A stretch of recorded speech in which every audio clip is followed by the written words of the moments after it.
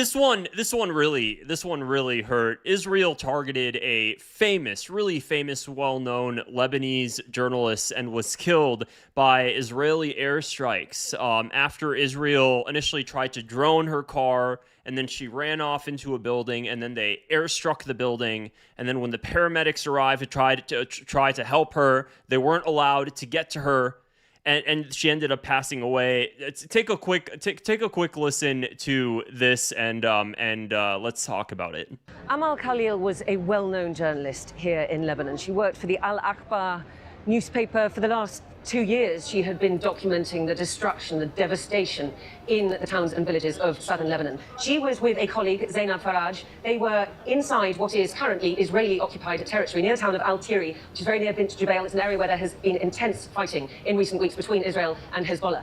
And from what we understand, she was traveling in one car. The vehicle in front was hit in an airstrike. 2 people were killed. She and Zainab took shelter in a nearby home. She called her editors, she called her family. They were aware of where she was. Rescue teams were trying to get there. They were not able. The Israelis pulled in another airstrike on the house.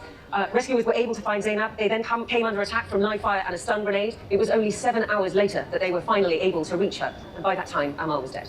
So, I mean, and this is her, just like, I guess I was getting emotional from it because there's sometimes you hear somebody and the way they talk and carry themselves, they remind you a little bit of your family. She did it for me, just thinking about my aunts and stuff. Here's just a short video of her. Of course, just some sad music in the background. But she's really just an amazing journalist. She's such a beautiful lady. And if you've seen the way she does her journalism, she'll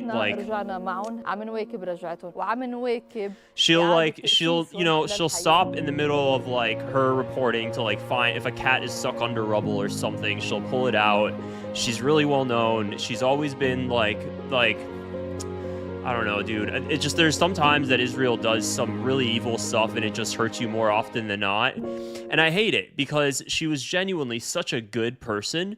If you watch her reporting, I know that I have most of my audience is an American audience that doesn't speak Arabic and everything, but it really sucks. I don't know. It's just really evil. And the thing is, she knew she was going to get killed.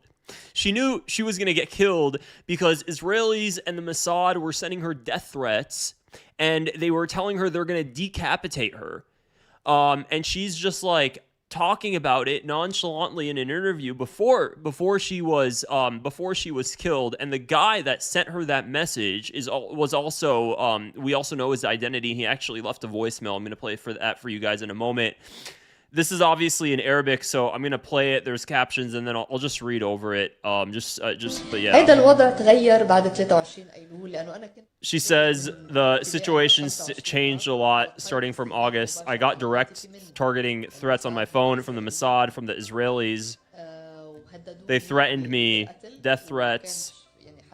Literally, they said, we will separate your head from your shoulders if you don't leave from the south. We advise you to get away from the south, and they even included messages, and it was many messages sent to my private phone of personal information, just so that way they'd let me feel that we know about you, we know about you very well. And I mean, she's just such a beautiful lady. And this is the rat that ended up sending her those death threats. This is that Israeli, that Zionist, that Israeli rat. Let me find his face for you guys. I'm actually really, this one story really hit me. This is, where is he? I thought I had it saved somewhere here. This guy right over here. So he sent her a message, and I'll show you guys the messages too. You'll get to hear his disgusting voice. And he said, we know where you are, and we will reach you when the time comes. I suggest you flee. And if you want to keep your head connected to your shoulders, this is the IDF soldiers that sent that. And all of the messages that he sent were circulating. Drop Site News ended up reaching out to him via WhatsApp, and he ends up responding back to Drop Site News via audio messages on WhatsApp. He calls her a extremist, and he says that she's what you see over here, it's a propaganda of Hezbollah from a group from Bint Jabal. in the south. And basically, they are saying that every media in Lebanon, which are not Hezbollah, especially MTV, which identified with the Christian people in Lebanon, they are a Zionist propaganda. I want you to check if some people from MTV or Al Jadid, which is basically identified with the Sunni people in Lebanon, are broadcasting of this thing goes on and on. In, it's like 4 minutes. In Lebanon. Does Hezbollah respect that had been executed? To know that you are destined for something wrong. I'm just saying that they just need to know that they will be held accountable if they did cooperate with any terror organization and did some...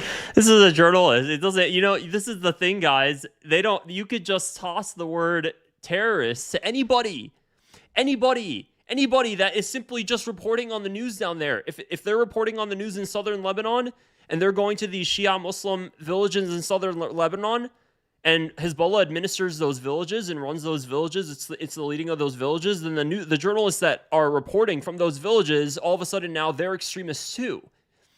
And they're just going off killing people. It's just, this has been happening. We know this has been happening for the past 3 years, 4 years. Just more publicly, this has been happening since Israel's existence.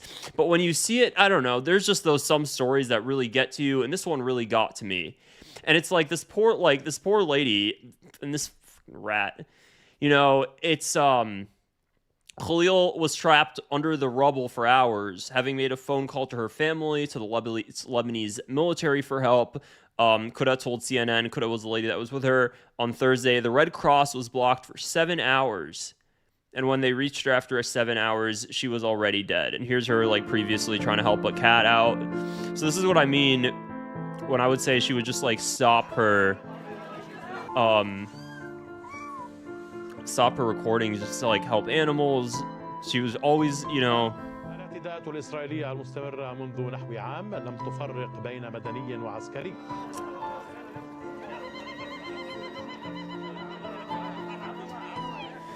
I don't know. It's just, gosh.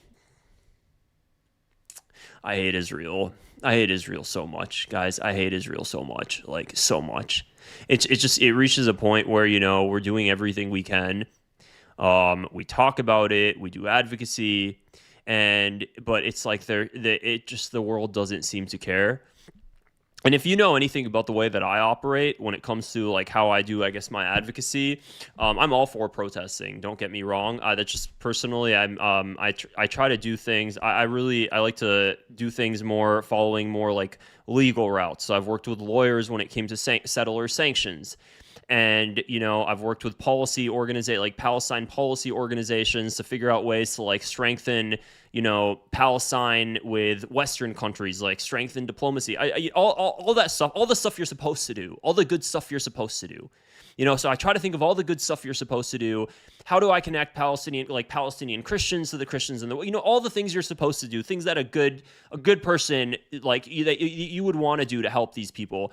And still it doesn't, it's this stuff, and it's still for decades, this stuff just keeps happening, and then it doesn't matter. And even me, I'm just thinking, one day if they really just want to take me out or something, I'm not a journalist in southern Lebanon, I'm just a YouTuber, but I'm Palestinian American, luckily. But you think that American label matters if for some reason they just wanted to take my YouTube channel down, or they wanted to go after me or something? You think the New York Post gives a damn that my name is that I'm American, given my last name is Rashid?